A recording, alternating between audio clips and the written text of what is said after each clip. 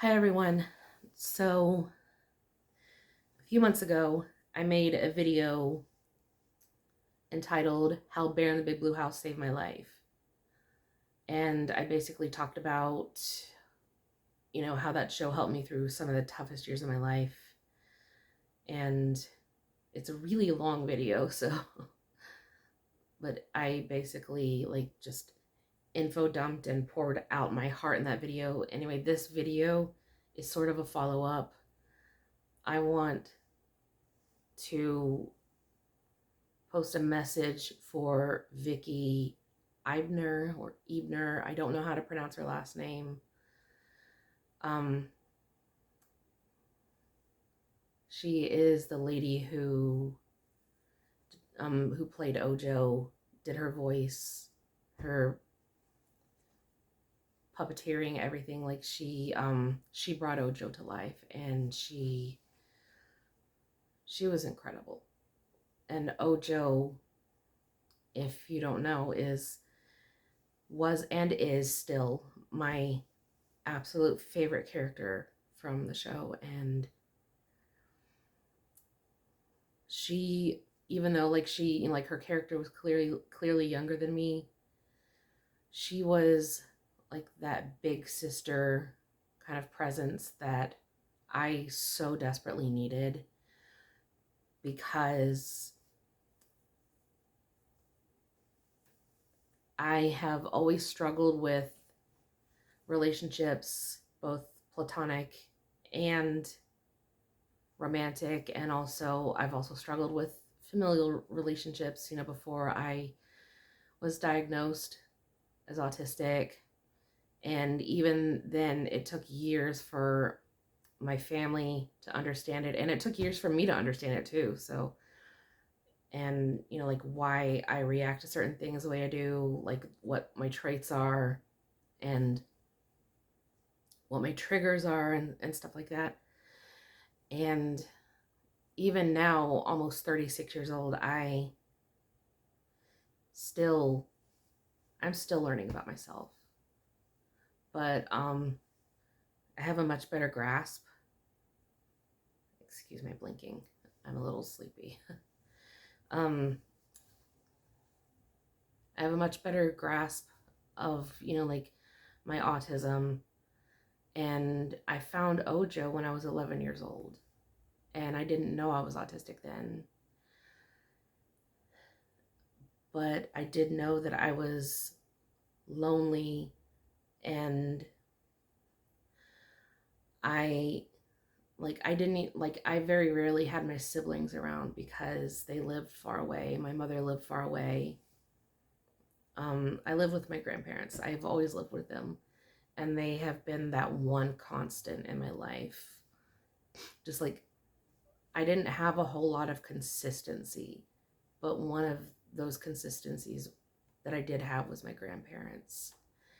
And I'm really, really grateful for them, even though during my teen years, our relationship was kind of, shaky, because they were coming to terms with, my autism, and I was too. And, none of us understood, how to help me and how to communicate with me and what my traits were. And I didn't really realize just how I just wanted to be accepted, and I didn't know how to vocalize that. And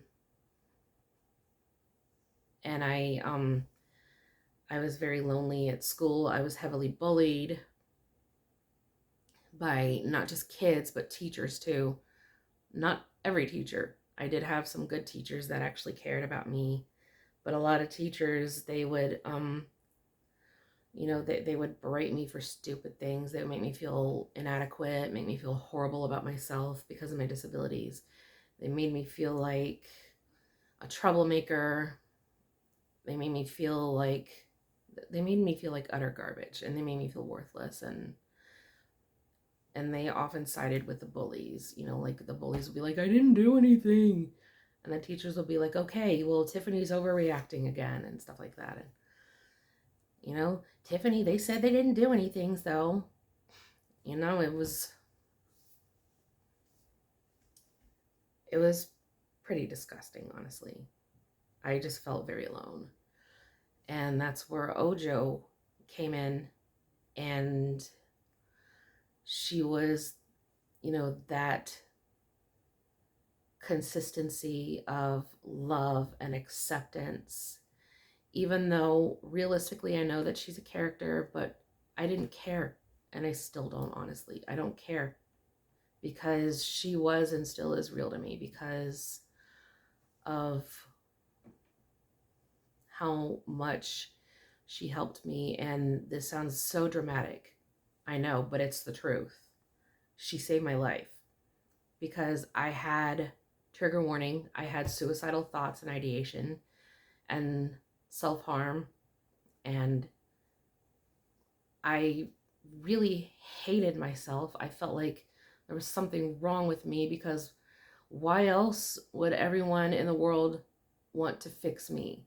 Like if like so many people around me are trying to fix me and make me into something else, something I'm not, then there must be something wrong with me, right? And Ojo was that like Ojo was my safe place, and I still have my Ojo plushie. You've seen her before. And I just really wanted this video to be a message to Vicky, thanking her for bringing Ojo to life. And I don't know if she'll ever see this video. I know that she doesn't have social media because I've looked her up, to see if she has any, like Twitter, Facebook, Instagram. She doesn't. And I wouldn't know how to get in contact with her without coming off as like stalkery or anything. And I don't want to do that. Um, that's just awful. The best I can do is just hope that this video somehow gets to her someday. It would really mean a lot if I could tell her to her face that Ojo saved my life. And a lot of people, like throughout my teen years, like they would give me crap about it. They would tell me, Tiffany, you're too old for this. And you like and and they would say stuff like, you need to let Ojo go, you're depending on her too much, and like basically shaming me for it. And some of them I do realize came from a good place of wanting to help, but they actually really hurt me because Ojo was my safe place, and it felt like they were taking that away from me. And I am, while some of the, like some people now they understand a lot better, there were some things that some people did and said to me that were just downright hurtful and have absolutely left big scars on my heart and really just damaged me. Because like the things that they said to me about Ojo or just about myself in general, like just, I mean, this is stuff that I'm talking about in therapy. Like talking about like extensively in therapy. And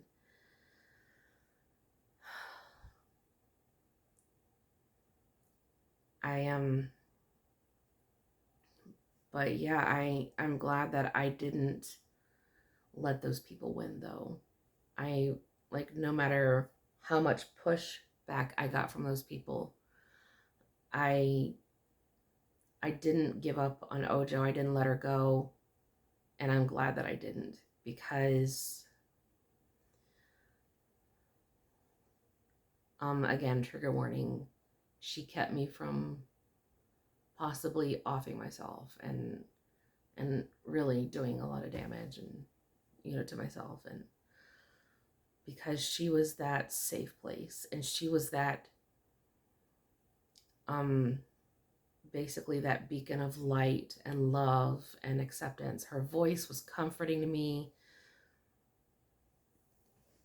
Her personality, her bubbly, sweet, kind-hearted personality, her adorable sense of humor, and her creativity and imagination. Like, I could relate to her on that level of, because she's very creative and she's very imaginative, and I mean, like, I could absolutely relate to her on that level. And on other, like in other ways, I just looked up to her, and I just looked to her for comfort and solace. And she was that for me. Like, she was, like I said, my safe place. And Vicky, if you're watching, just thank you. You saved my life just by bringing Ojo to life and giving her that beautiful personality, that beautiful, comforting, calming voice, that, like, just her beautiful heart. Ojo is just, is just a beautiful presence in my life. And she's always been that beautiful presence, and she always will be. She's so special to me. I still feel like she's my sister, like, I just still feel that sisterly bond to her. And like, I just,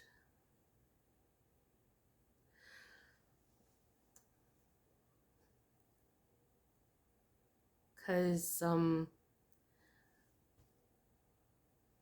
I was desperate for that kind of love, and I got it from Ojo, and I'm thankful. I'm really thankful. And it's very rare.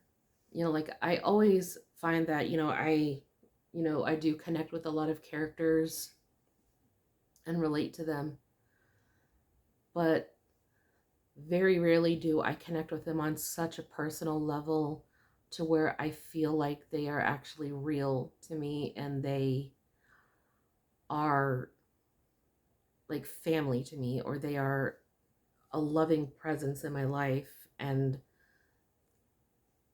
like someone that I go to when I'm struggling and when I just need that love. Because the other character, as you guys know, that I connected with, more recently in the past few years, is Smeagol from Lord of the Rings. I connected with him, and like, he and Ojo are just like the two constant beacons of light and love and acceptance. And Vicky, again, thank you so much. I really hope that someday I get to tell you all this in person, or somehow like, maybe this video reaches you. I really hope that it does. I really hope and pray that this video reaches you. I've been wanting to tell you this thank you for almost 25 years now. And I just, I don't even know you, but I do know that you really did save my life. And you brought to life an angel for me. Ojo was an angel.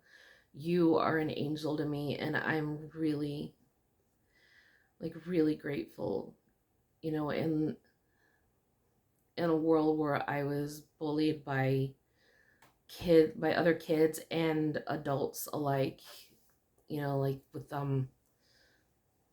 teachers siding with the bullies and putting me down and shaming me, and other adults, like maybe other people who worked in the school, just basically treating me like garbage and making me feel like garbage. Ojo was the one thing where I felt loved and wanted, because that's what I needed. It wasn't like I really truly wanted to be popular. I just wanted to feel loved and wanted and accepted, and I felt the opposite. But when I had Ojo with me, I I felt that acceptance. And I can't say it enough. Thank you, Vicky. Like, you truly are a beautiful human being. And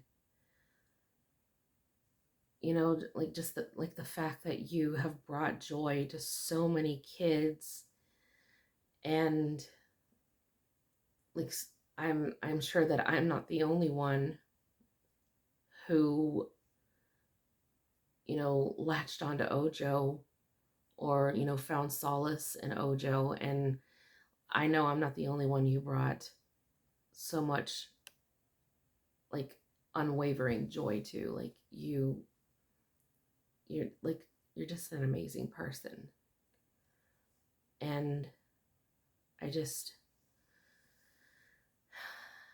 like I said, I can't say it enough. I thank you. Just thank you so much. And I kind of have this, like, I have this fantasy that, like, in my head, I've always had this fantasy for the longest time, where where I would get to meet you, and you would have, the Ojo puppet with you, and then I would tell all this to Ojo. Like, you would, like, bring her to life again, like, voice her and everything, and I would tell all my feelings to Ojo. And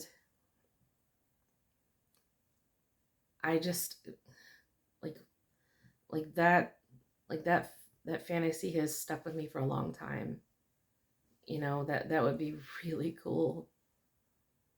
And I want to end this video by giving you a big fluffy sweater hug, because sweaters and sweater blankets, they are very soft and fluffy, just like Ojo, and they are very cuddly too, and they make hugs even more wonderful because they're so soft.